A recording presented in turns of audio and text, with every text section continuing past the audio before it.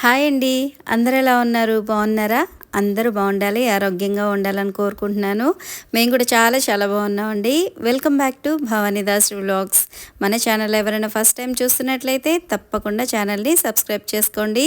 అలాగే ఈ వ్లాగ్ మీకు నచ్చినట్లయితే లైక్ చేయండి, షేర్ చేయండి, కామెంట్ చేయండి. వ్లాగ్ స్టార్ట్ చేసే ముందు ఈరోజు స్పెషల్ అయితే మీతో షేర్ చేసుకుంటానండి. అదేంటంటే ఈరోజు 25th జూలై కదా. సో ఈరోజు అమ్మా నాన్న మ్యారేజ్ యానివర్సరీ అండి. 45th marriage anniversary. అమ్మా నాన్న ఇలాంటి మ్యారేజ్ యానివర్సరీలు మరెన్నో జరుపుకోవాలని మనస్ఫూర్తిగా కోరుకుంటున్నాను. అలాగే మీరందరూ కూడా తప్పకుండా విష్ చేయండి.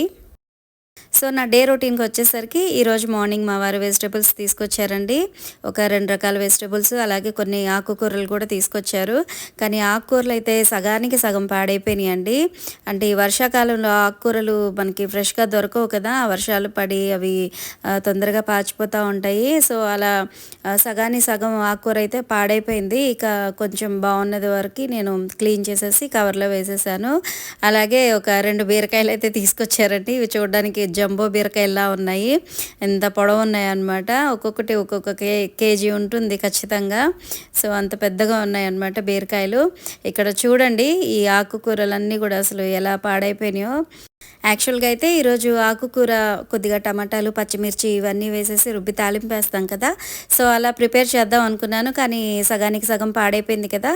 ఇక మిగతాది క్లీన్ చేసేసి ఇలాగ వాటర్లో వేసి కొద్దిగా సాల్ట్ వేసేసి ఒక 5 minutes అయితే పక్కన పెట్టేశాను. ఆకుకూరలు ఎప్పుడైనా సరే సాల్ట్ వాటర్లో కంపల్సరీ ఒక 5 to 10 minutes అయితే ఉంచేయాలండి. ఎందుకంటే వాటి మీద ఈ పురుగుల మందులు అవి ఎక్కువగా స్ప్రే చేస్తారు కాబట్టి కంపల్సరీ సాల్ట్ వాటర్లో అయితే ఉంచి 2-3 సార్లు అయితే వాష్ చేసుకోవాలి. దానికి తగ్గట్టు ఇప్పుడు వర్షాలు ఎక్కువైనాయి కదా, ఇక ఎక్కువగా మట్టి, ఇసుక అవి బాగున్నాయి అన్నమాట. అందుకని ఆకుకూరని కొద్దిగా ఎక్కువ నీళ్లు పోసేసి 2-3 సార్లు అయితే వాష్ చేసేసాను.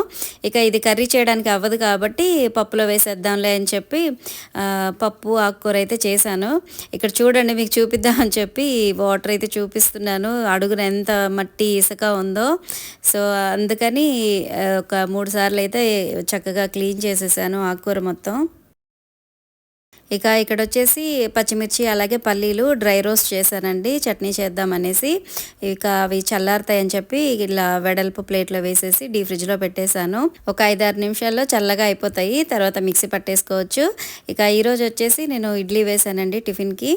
సో అలాగే ఎగ్ అలాగే మునక్కాయ వేసేసి కర్రీ అయితే రెడీ చేస్తున్నాను.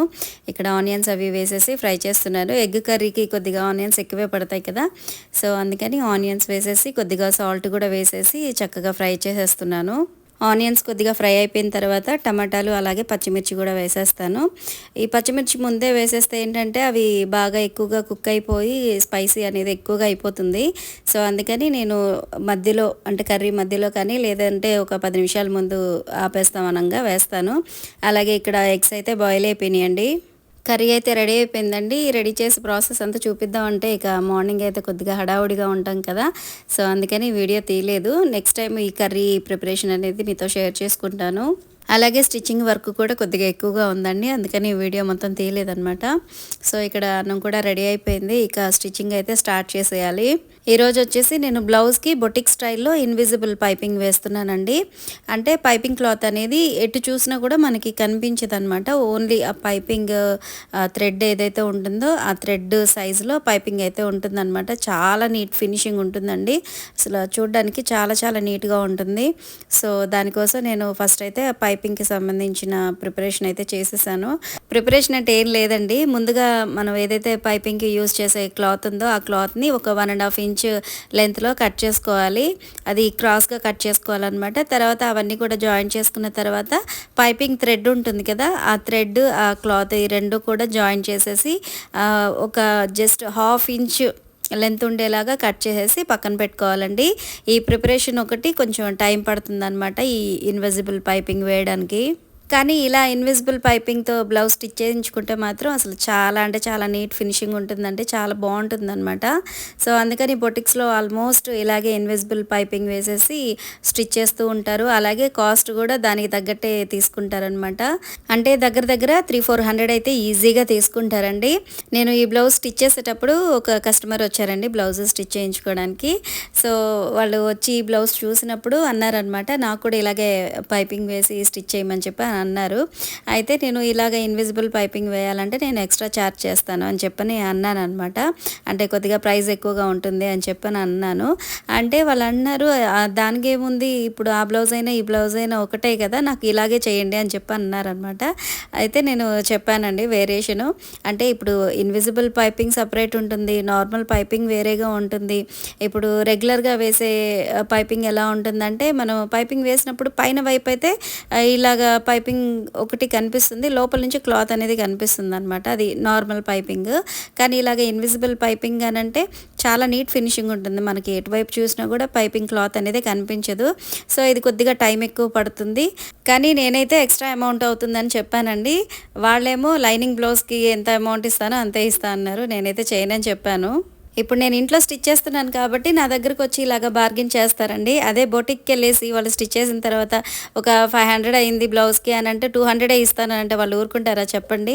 అక్కడ మాత్రం వాళ్ళు ఎంత అడిగితే అంత వాళ్ళ చేతిలో పెట్టేసి వచ్చేస్తారు. కానీ ఇంటి దగ్గర స్టిచ్ చేసుకునే వాళ్ళ దగ్గర మాత్రం ఇట్లాగా ఆర్గ్యూ చేస్తూ ఉంటారనమాట. నేనైతే స్టిచ్ చేసే ముందే చెప్పేస్తానండి, ఈ బ్లౌజ్కి ఇంత అవుతుంది, ఇలాగ మోడల్ పెడితే ఇంత అవుతుందని ముందే చెప్పేస్తాను. వాళ్ళకి నచ్చితే స్టిచ్ చేయించుకుంటారు, లేకపోతే లేదు. ఇక మా అబ్బాయి తినడానికి ఏమైనా కావాలి అని అంటే ఇలాగ పొమగ్రనేట్ సీడ్స్ తీసి ఇచ్చేసాను. ఇక ఇక్కడ చూడండి మా అబ్బాయి మా టోటాయిస్తో ఎలా ఆడుకుంటున్నాడో. నాకు అసలు అది ముట్టుకోవాలన్నా కూడా అసలు చాలా భయం వేస్తుంది.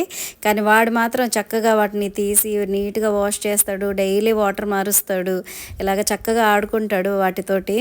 సో ఇప్పుడైతే నేను మా వారు బయటికి వెళ్తున్నామండి. ఒక ఫ్రాక్ అయితే స్టిచ్ చేయాలి, దానికి సంబంధించిన క్లాత్ తీసుకొద్దామని చెప్పి రమా కట్ పీసెస్కి వెళ్తున్నాను. సో అక్కడికి వెళ్ళేసి క్లాత్ అయితే తీసుకొచ్చేసి ఒక ఫ్రాక్ అయితే స్టిచ్ చేయాలి. సో ఇక్కడ నా షాపింగ్ అయితే అయిపోయింది, కూర్చుని ఉన్నాను. మా వారు బయటికి వెళ్ళారనమాట, కొద్దిగా వర్క్ ఉంది చూసుకొని వస్తాను అని చెప్పని అన్నారు. ఇక నేను ఆ క్లాత్ అవన్నీ తీసేసుకొని ఇక్కడ వెయిట్ చేస్తూ ఉన్నాను. హస్బెండ్తో షాపింగ్ అంటే అలాగే ఉంటుందండి. వాళ్ళు నువ్వు షాపింగ్ చేసుకుంటూ ఉండు, నేను వెళ్ళి నా వర్క్ చేసుకొని వస్తాను అని చెప్పని అంటారనమాట. అస్సలు వెయిట్ చేయరు. అందుకని ఆల్మోస్ట్ ఇలాగా క్లాత్ ఏదైనా తీసుకోవాలి లేదంటే ఏమన్నా షాపింగ్ ఉంది అని అంటే నేను మా ఫ్రెండ్ వెళ్ళడానికి ఎక్కువగా ప్రిఫర్ చేస్తాను. సో మేమిద్దరం లేడీసే కాబట్టి మాకు నచ్చినంతసేపు షాపింగ్ చేసుకోవచ్చు, ఆరామ్సే రావచ్చు అనమాట. ఇక జెంట్స్తో వెళ్తే ఇలాగే హడావుడిగా ఉంటుంది. ఇప్పుడు ఈ వాయిస్ ఓవర్ ఇచ్చే టైంకి ఆ ఫ్రాక్ అయితే రెడీ అయిపోయిందండి, చూపిద్దాం అనుకున్నాను. కాకపోతే నేను ఎవరికోసం అయితే స్టిచ్ చేశానో వాళ్ళు ఫస్ట్ చూడాలి అని చెప్పి నేను ఇందులో చూపించట్లేదు. నెక్స్ట్ ఫ్రాకు అలాగే నేను స్టిచ్ చేసిన కొన్ని బ్లౌజెస్ కూడా ఉన్నాయి, అవి కూడా నేను నెక్స్ట్ వీడియోలో అయితే మీతో షేర్ చేసుకుంటాను. వెళ్ళి పెద్దగా షాపింగ్ చేసింది ఏమీ లేదండి, జస్ట్ ఒక 1/2 మీటర్ క్లాత్ కోసం నేను రమా కట్ పీసెస్కి వెళ్ళాను. అంటే ఇప్పుడు హాఫ్ పట్టు క్లాత్ లేదంటే వేరే ఫ్యాబ్రిక్ అయితే మనకి ఇంటి దగ్గరే దొరుకుతుందండి. అంటే లైనింగ్స్ అవి అమ్మే అతను ఇంటి దగ్గరికే వస్తాడు, మనకి ఫ్యాబ్రిక్ కావాలండి పలానా అని చెప్పానంటే హాఫ్ పట్టు అనుకోండి, ఈరోజు చెప్తే నెక్స్ట్ డే కల్లా తెచ్చిచ్చేస్తారనమాట. కాకపోతే ఇప్పుడు నేను కొద్దిగా ఎంబ్రాయిడరీ ఉండేలాగా అంటే మంచి వర్క్ ఉండేలాగా క్లాత్ కావాలి అని చెప్పి నేను పర్టికులర్గా రమా కట్ పీసెస్కి అయితే వెళ్ళాను. జస్ట్ అది ఒక 1/2 మీటర్ క్లాత్ వచ్చేసి 275 రూపీస్ అయిందండి. అంటే మీటర్ వచ్చేసి 550 అనమాట. సో నేనైతే చిన్న పాపే కాబట్టి 1/2 మీటర్ అయితే తీసుకున్నాను. సో అది అసలు చాలా అంటే చాలా బాగా వచ్చిందండి ఫినిషింగ్ ఫ్రాక్ అనేది. సో ఒక రెడీమేడ్ ఫ్రాక్ లాగా ఉందన్నమాట చూడడానికి. సో నేను చెప్పడం ఎందుకులేండి, నెక్స్ట్ వీడియోలో నేను మీతో షేర్ చేసుకుంటాను కదా. సో మీరే చెప్దురు కామెంట్స్ ద్వారా.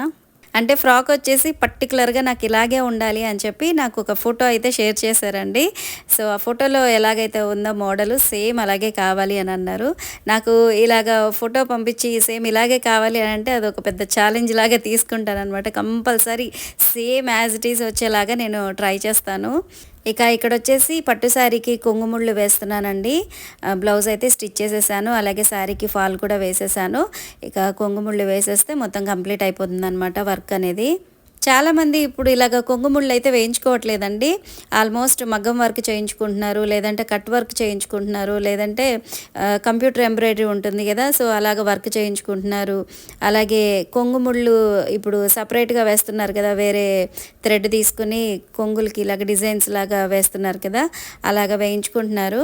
కానీ నాకైతే పర్సనల్గా ఇలాగ కొంగు ముళ్ళు వేయించుకొని కట్టుకోవడమే చాలా ఇష్టం అనమాట. అంటే మనకి ఒకప్పుడు ఇలాగే కదా ఉండేది, సో నాకైతే అలాగే ఇష్టము. అసలు అలా ఉంటేనే ఆ పట్టు చీర లుక్ అనేది చాలా బాగుంది అని అనిపిస్తుంది నాకైతే. సో ఫ్రెండ్స్, ఇదండి ఈరోజు వ్లాగ్. ఐ హోప్ మీకు నచ్చిందని అనుకుంటున్నాను. సో మీకు నచ్చినట్లయితే తప్పకుండా లైక్ చేయండి, షేర్ చేయండి, కామెంట్ చేయండి, అలాగే సబ్స్క్రైబ్ చేసుకోవడం అస్సలు మర్చిపోవద్దు. మరొక మంచి వ్లాగ్తో మళ్ళీ కలుద్దాం. Thanks for watching.